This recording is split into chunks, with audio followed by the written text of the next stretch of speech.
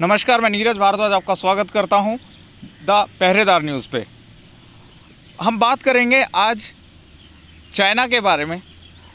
वो देश जिसने पूरे विश्व को एक वायरस देकर पूरे विश्व को परेशान कर रखा है, पूरे विश्व की इकोनॉमी डाउन कर चुका है।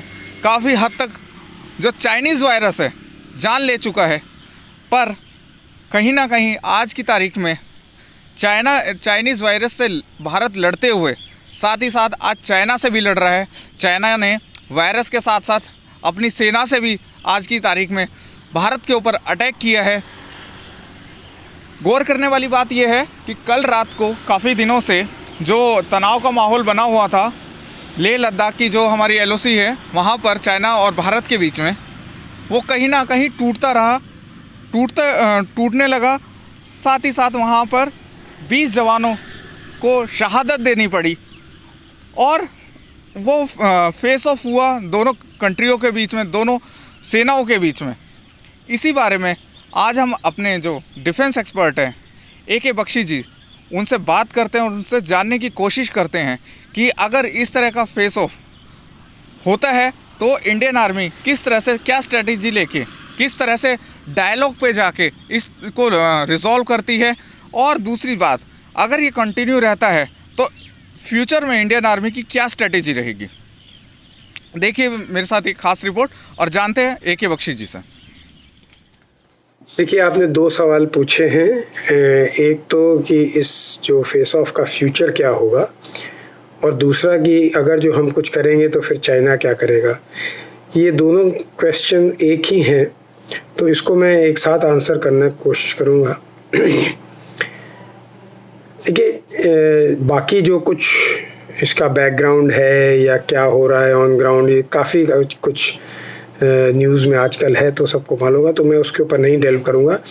एक बात हमेशा बारंबार जाहिर होती है, वो ये है कि चाइना जो है वो एक बुली की तरह एक्ट करता है। शायद वो अपने इकोनॉमिक और न्यूक्लियर पावर के नशे में हो, और इसके बावजूद नशे में इसलिए कह रहा हूँ क्योंकि इसके ऊपर 2-3 बारी हम लोगों ने जवाब दिया है और सही दिया है, लेकिन फिर भी होश में नहीं आया है।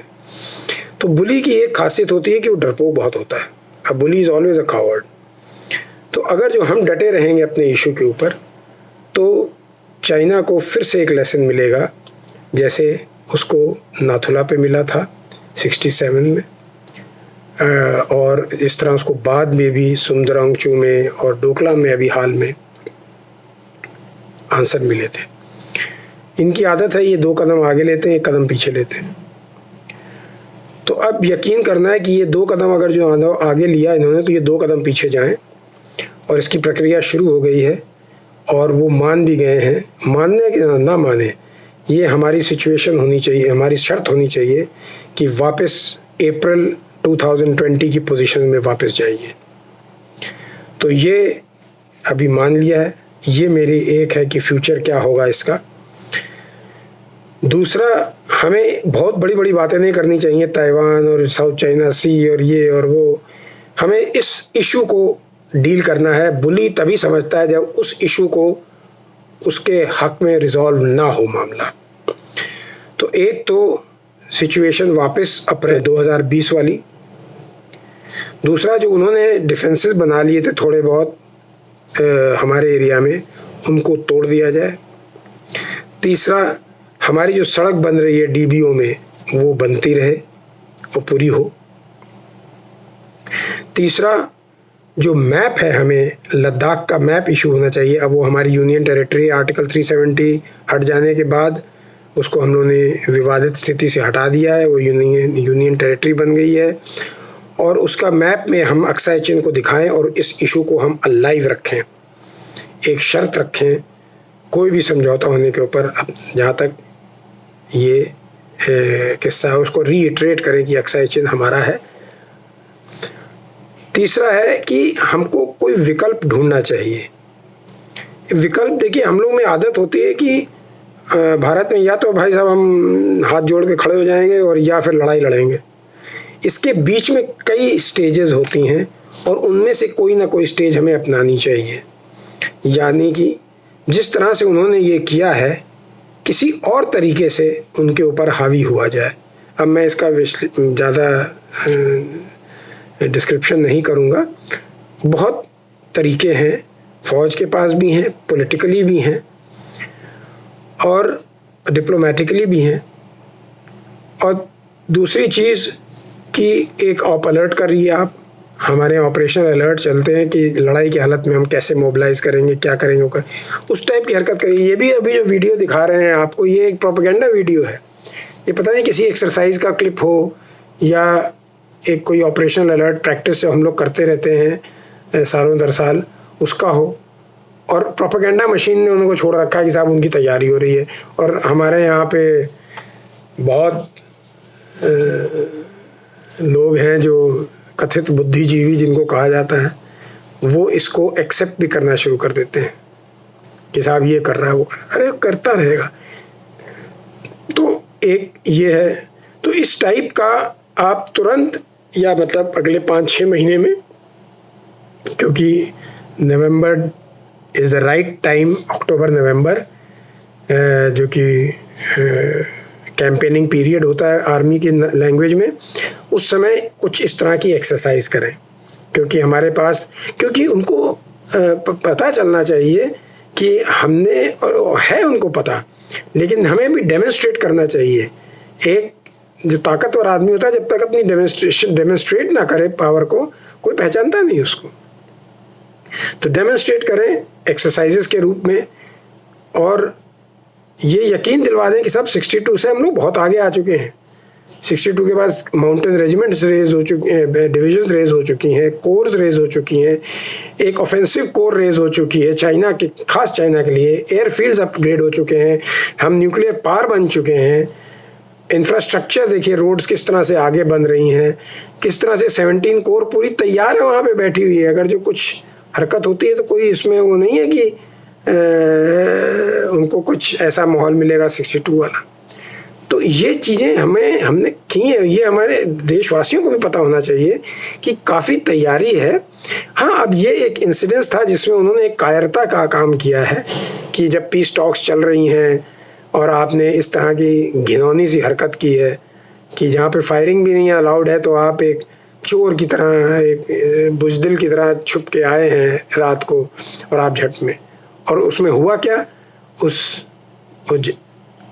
झगड़े में या उस लड़ाई में, छोटी सी जो लड़ाई थी हाथापाई वाली, उसमें उनके भी एक कमांडिंग ऑफिसर गए, हमारे भी एक कमांडिंग ऑफिसर गए। उनके 43 लोग मरे हैं, रिपोर्ट में आ रहा है। हमारे 20 मरे हैं और कुछ घायल भी हैं। ऐसी बात नहीं, ये मेरी रेजिमेंट है, मैं इसको जानता हूँ। इनके लोगों को मैंने सर्व किया है।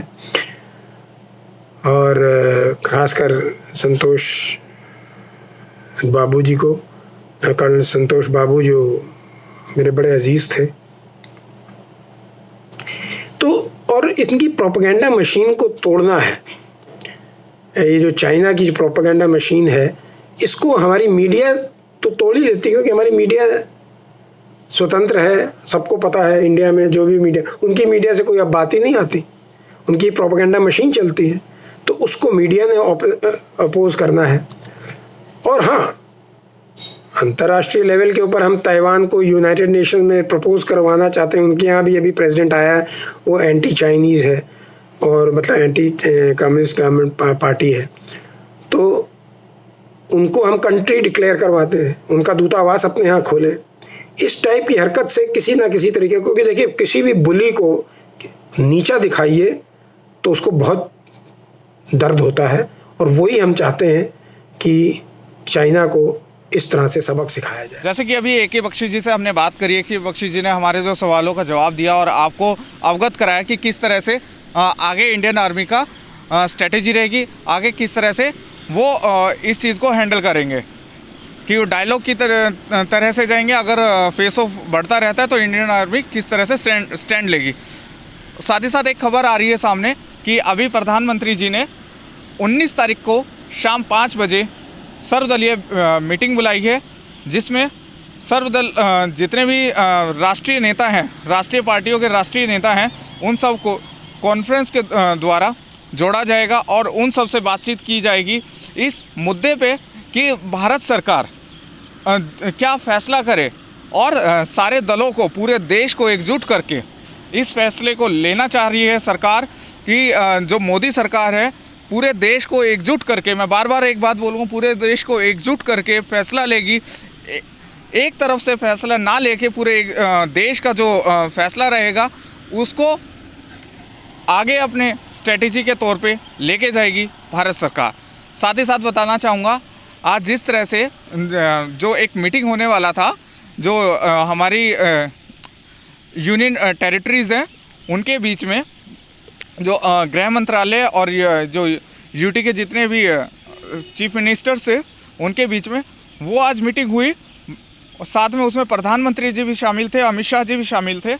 वहाँ पर सभी दलों के, मतलब कि जो यूटी के जितने भी सीएम थे उन सबको 2 मिनट का मौन रखा, सबने मिलकर 2 मिनट का मौन रखा शहीदों के लिए और शहीदों को नमन किया।